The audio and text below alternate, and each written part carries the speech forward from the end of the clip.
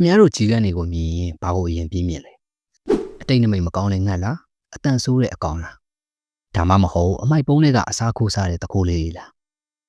းတကယ်တော့ခမရတို့ထင်သိနေတဲ့အဲ့ဒီအမဲအောင်ဝစ်စုံတဲ့အကောင်တွေကကဘာပေါ်မှာညံအကောင်းဆုံးတတ္တဝါတွေကတခုဆိုတာခမရတို့သိရင်အံ့ဩသွားပါလိမ့်မယ်သိပ္ပံပညာရှင်တွေကကြီးကန်းတွေကိုအတောင်ပံပါတယ် primate ဒါမှမဟုတ်ရင်ကောင်းကင်ယံက Einstein လို့တော့တင်စားကြပါတယ်သူတို့ရဲ့အုံနောက်နဲ့ခန္ဓာကိုယ်အချိုးအစားကလူဝင်နေလင်းမိုင်နေနဲ့ဆင်တူပါတယ်ဆိုလိုတာကသူတို့ကငှက်လောကရဲ့ပါမောက္ခတွေဒီနေ့ကျွန်တော်တို့ကြီးကန်းတွေရဲ့မယုံနိုင်စရာကောင်းတဲ့လှုပ်ဝက်ချက်တွေသူတို့ရဲ့လက်စားရှိတဲ့အကျင့်တွေနဲ့ခမရတို့ကြီးကန်းဖြစ်သွားရင်ဘာတွေရင်ဆိုင်ရမလဲဆိုတာကိုအသေးစိတ်ပြောပြသွားမှာပါကြီးကန်းတွေရဲ့ပထမအဆုံးစူပါပါဝါကမျက်နှာမှတ်မိခြင်းပါဒီနေရာမှာခမရတို့သိရမှာကသူတို့ကလူမျက်နှာကိုခွဲခြားရုံနဲ့မဟုတ်ပဲကောင်းတဲ့လူနဲ့ဆိုးတဲ့လူကိုပါသိချာခွဲခြားနိုင်ရပါဝါရှင်တန်တက္ကသိုလ်ကစမ်းသပ်ချက်တစ်ခုမှာသူတည်တည်တွေကကြောက်စရာကောင်းတဲ့မျက်နှာဖုံးတစ်ခုကိုစွပ်ပြီးကြီးကန်းတွေကိုလိုက်ဖမ်းပြခဲ့ပါတယ်။ရလက်ကဘာဖြစ်လဲ။အဲ့ဒီနေ့ကစပြီးအဲ့ဒီမျက်နှာဖုံးစွပ်ထားတဲ့လူကိုမြင်တာနဲ့ကြီးကန်းတွေကအုပ်စုလိုက်ဝိုင်းအောင်ကြတယ်။ပြီးရင်နှုတ်သီးတွေနဲ့လိုက်ထိုးကြတာမျိုးတွေလုပ်တယ်။အန်အောကိုကောင်းတာကအဲ့ဒီလိုအော်ဒါကိုမမြင်ဘူးတဲ့တခြားကြီးကန်းတွေကဒါဝိုင်းကူကြတာ။ကြီးကန်းလောကမှာဒီမျက်နှာနဲ့လူရုံမှာပဲဆိုပြီးသတင်းဖြန့်လိုက်သလိုပါပဲ။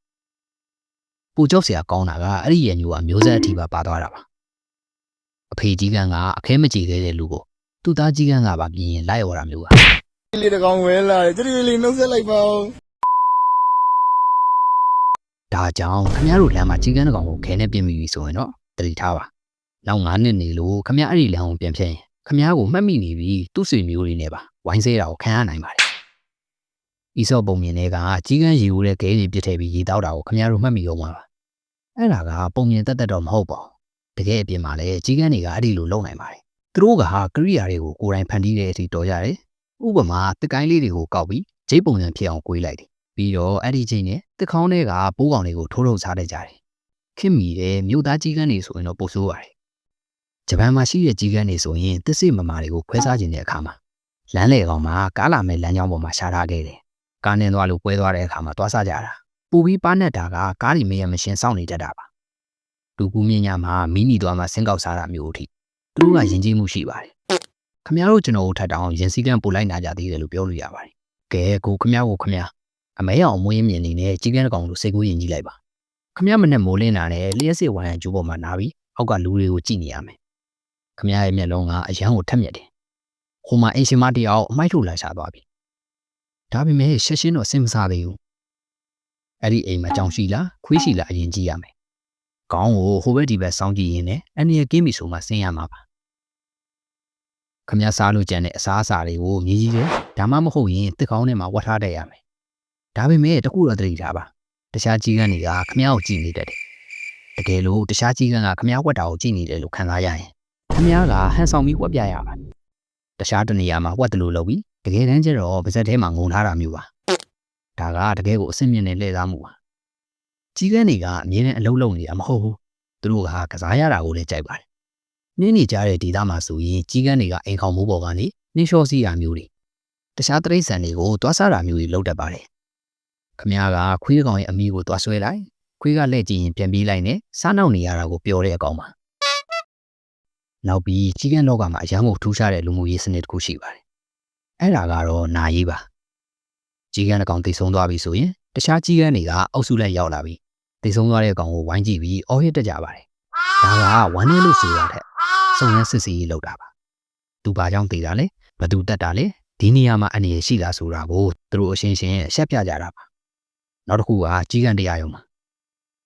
ဒါကဒဏ္ဍာရီလို့ဘာလို့နဲ့တကယ်ရှိတဲ့အရာပါကြီးကန်းတွေကအုပ်စုထဲမှာစီကန်းဖောက်ပြက်ပြီးအစားအစာခိုးတာအတိုက်ဖြတ်တာတို့လောက်တဲ့ကောင်ကိုဝိုင်းပြီးပြစ်ဒဏ်ပေးကြပါတယ်တခါတလေမှာအုပ်စုလိုက်ဝိုင်းထိုးပြီးတက်ပစ်တာမျိုးတွေရှိတတ်ပါတယ်ဒါကြောင့်ကြီးကန်းဖြစ်ရင်အတင်းအဖွဲစိတ်တဲ့ရှိဖို့ကအရေးကြီးဆုံးပါပဲခင်ဗျားတို့ကကြီးကန်းနဲ့ rapping ကိုမှားတတ်ကြပါတယ်သူတို့ကဆွေမျိုးတွေဆိုရင်လည်းမတူပါဘူး rapping တွေကပိုပြီးကြီးတယ်နှုတ်သီးကပိုပြီးကွေးပြီးတော့ထူပါတယ်ကြီးကန်းတွေကပိုသေးပြီးတော့အုပ်စုလိုက်နေတတ်ကြပါတယ် rapping တွေကတစ်ကောင်နဲ့ဒါမှမဟုတ်နှစ်ကောင်တွဲနေတတ်ပါတယ်ဒါပေမဲ့နှစ်မျိုးလုံးကတော့ညံကောင်းတာရင်အတူတူပါပဲသူတို့ကလူအတန်ကိုတောင်လိုက်တူနိုင်တဲ့ဒီစွမ်းရည်ရှိတယ်ကျက်တူကြီးထက်တောင်ပိုတော်တယ်လို့တချို့ကဆိုကြတယ်ခမရရဲ့အိမ်ထဲမှာကြီးကန်းကခမရကိုဟိတ်လူလို့လာခေါ်ရင်အံ့ဩမသွားပါနဲ့ ကမ္ဘာယဉ်ကျေးမှုအမျိုးမျိုးမှာလည်းကြီးကန်းတွေကိုအမျိုးမျိုးသတ်မှတ်ကြတယ်ဂရိတနာကြီးမှာတော့ကြီးကန်းတွေကနတ်ဖျားအပိုလိုရဲ့သတင်းပို့သူတွေပါမူလအယောင်ကအဖြူရောင်ဖြစ်ပေမဲ့အပိုလိုကိုသတင်းစိုးပေးမိလို့အမဲရောင်အပြောင်းခံရတယ်လို့ဆိုပါတယ်နော့တနာကြီးမှာတော့အိုးရင်နတ်ဖျားမှာ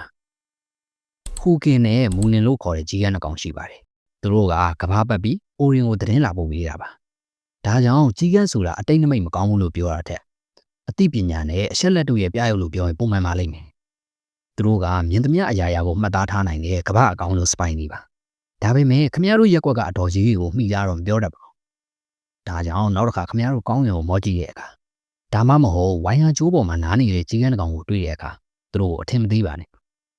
သူကခမရဘသူလဲဆိုတာကိုမှတ်သားထားပြီးခမရရဲ့အကျင့်စရိုက်ကိုလည်းအမှတ်ပေးနေတာဖြစ်နိုင်ပါတယ်ခုလိုကြီးကန်းတွေရဲ့အံ့ဩစရာကောင်းလွန်းတဲ့လောကအကြောင်းကိုအဆုံးထိကြည့်ရှုပေးလို့ကျေးဇူးတင်ပါတယ်